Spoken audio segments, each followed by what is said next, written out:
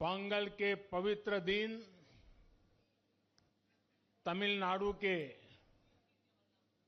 हर घर से पोंगल धारा का प्रवाह होता है। मेरी कामना है उसी तरह आपके जीवन में भी सुख, समृद्धि और संतोष की धारा का प्रवाह निरंतर होता रहे।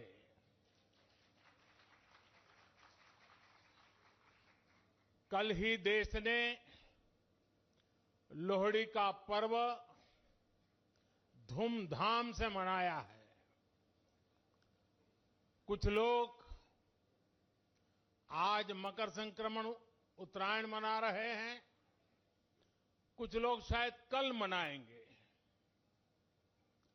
माघ बिहू भी बस आने ही वाला है।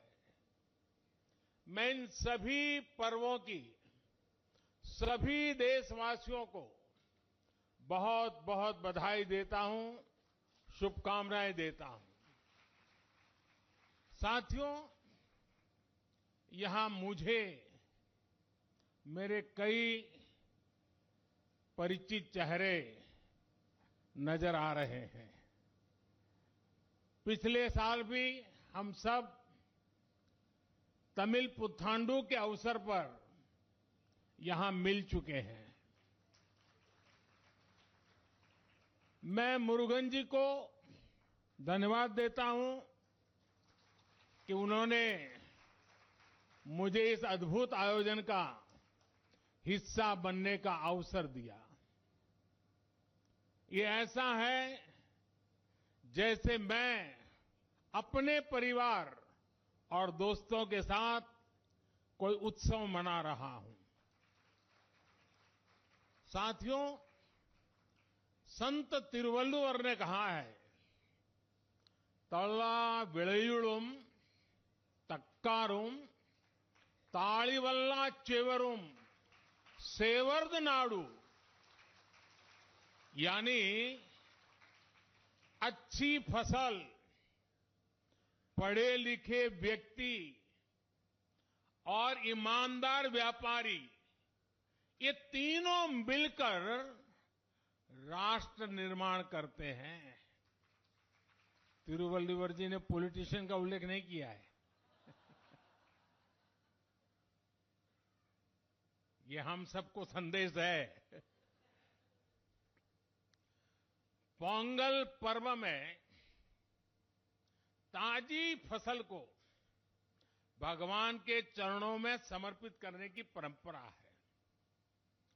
इस पूरी उत्सव परंपरा के केंद्र में हमारे अन्नदाता, हमारे किसान है।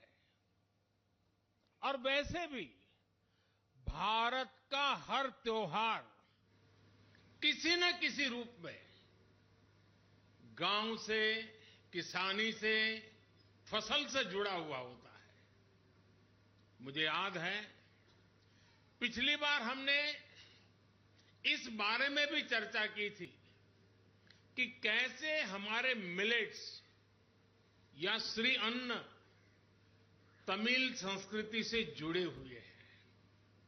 मुझे खुशी है कि सुपर फूड को लेकर देश में और दुनिया में एक नई जागृति आई है।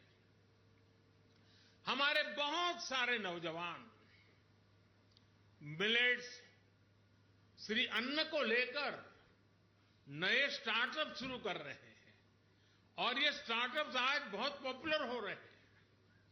श्री अन्न के उत्पादन से हमारे देश के 3 करोड़ से अधिक छोटे किसान जुड़े हुए हैं। हम श्री अन्न को प्रमोट करते हैं तो सीधे सीधे ये 3 करोड़ किसानों का भला होता है।